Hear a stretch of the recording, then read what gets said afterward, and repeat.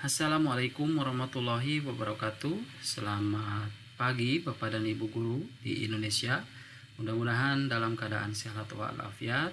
Amin ya Allah ya rabbal alamin. Oke, kali ini Bapak dan Ibu, saya membuat video tutorial paket IHT, namanya paket IHT dengan menggunakan atau dibantu dengan AI ya, Artificial Intelligence atau kecerdasan buatan. Nah, bagaimana atau apa isi dari video yang akan saya buat ini? Tentunya dari mulai A sampai Z gitu ya. Nanti akan saya bahas apa yang akan dituju atau goalsnya seperti apa dari video-video yang akan saya buat nanti. Intinya dari awal sampai akhir saya akan membuat perencanaan pembelajaran karena kebetulan saya mengajar nanti di SMK di kelas 12 gitu ya.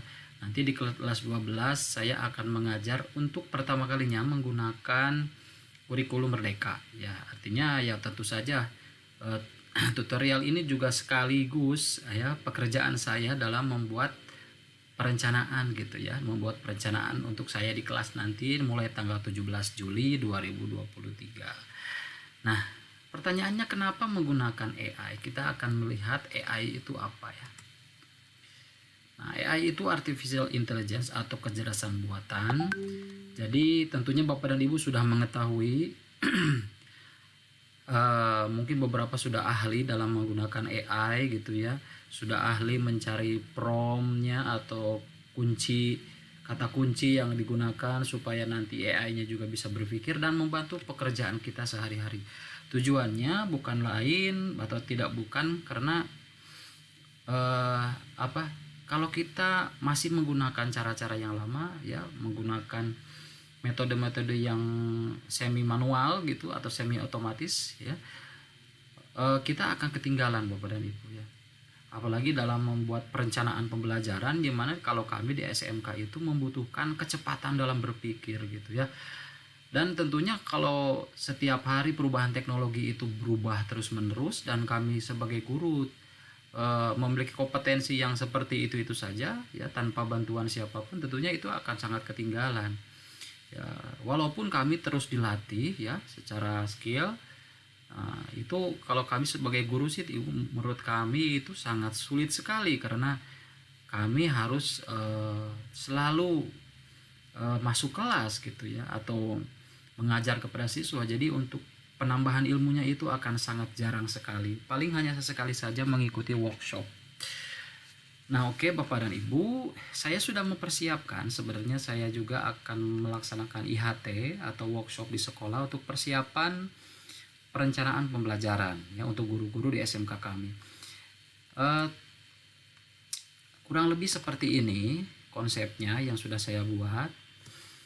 Jadi goalsnya adalah membuat KOSP ya, yang ada embel-embelnya gitu dengan konsep dan strategi pembelajaran terdiferensiasi.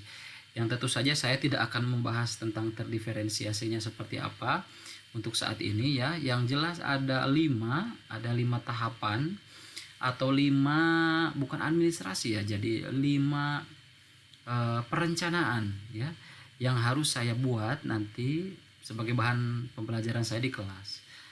Yang pertama adalah ATP ya, ATP-nya akan saya buat nanti dengan bantuan AI juga. Lalu yang kedua adalah asesmen awal pembelajaran atau asesmen diagnostik kalau dulu. Saya akan buatkan di sini nanti media asesmennya dan hasil asesmennya itu seperti apa. Nanti akan saya buatkan bentuknya gitu ya, berikut dengan rubriknya. Insya Allah ini semua akan saya menggunakan bantuan AI juga ya. Lalu nomor 3 adalah strategi PT. PT di sini adalah pembelajaran terdiferensiasi. Seperti Bapak dan Ibu tahu bahwa pembelajaran terdiferensiasi itu memiliki banyak strategi, kalau tidak salah ada 13. Tentu saja kita hanya memilih salah satunya saja. Tidak harus semuanya strategi kita laksanakan ya. Dan ini juga saya buat nanti sedikit-sedikit saya akan dibantu oleh AI gitu. Nanti hasilnya adalah form ya, strategi pembelajaran terdiferensiasinya seperti apa, dan modul pembelajaran. Untuk modul pembelajarannya saya akan buat yang paling simpel saja, karena saya yakin dengan modul pembelajaran yang simpel saya akan bisa lebih banyak membuat modul yang lebih terdiferensiasi gitu ya. Jadi bukan modul yang hanya berlaku untuk satu kelompok siswa saja. Lalu yang nomor 4 adalah asesmen formatif. Ya, asesmen formatif itu sangat diperlukan sekali dalam pembelajaran tentunya ya, karena asesmen formatif ini bisa mengecek atau bisa merefleksikan hasil atau model pembelajaran yang kita lakukan kepada anak, sehingga untuk hari besok apakah masih cocok dengan model yang seperti kita ajarkan pada hari sebelumnya. Nah, itu ada di asesmen formatif. Nanti kita akan bahas dan kita buat medianya, bisa berbentuk catatan gitu ya, asesmen formatifnya, dan juga rubrik, bisa menggunakan hal-hal seperti itu. Insya Allah ini juga nanti kalau saya kesulitan saya akan coba tanyakan ke AI-nya. Dan nomor 5 adalah asesmen sumatif. Untuk terakhir ini, asesmen sumatif bisa menggunakan metode pilihan ganda ya, tesnya menggunakan esai juga boleh, lalu wawancara juga boleh, karya juga boleh, project juga boleh. Nanti akan saya lakukan hal-hal yang sudah saya tuliskan ini secara bertahap. Yang pertama nanti akan saya buat ATP terlebih dahulu ya, karena tentu saja kalau tanpa tujuan pembelajaran itu tidak jelas ya pembelajarannya mau seperti apa nanti. Oke, seperti itu. Saya baru sampai membahas tentang rencana saya, goalsnya dari 1 sampai 5 ini. Insya Allah pembuatan administrasinya atau perencanaannya tidak akan rumit. Saya akan buat sesimpel mungkin sehingga nanti Bapak Ibu yang mengikuti tutorial ini dari awal sampai akhir memang benar-benar terbantu ya dengan hadirnya teknologi, yaitu kita khususnya menggunakan kecerdasan buatan atau AI. Seperti itu mungkin Bapak dan Ibu, terima kasih atas perhatiannya. Sampai ketemu kembali di tutorial selanjutnya. Assalamualaikum warahmatullahi wabarakatuh.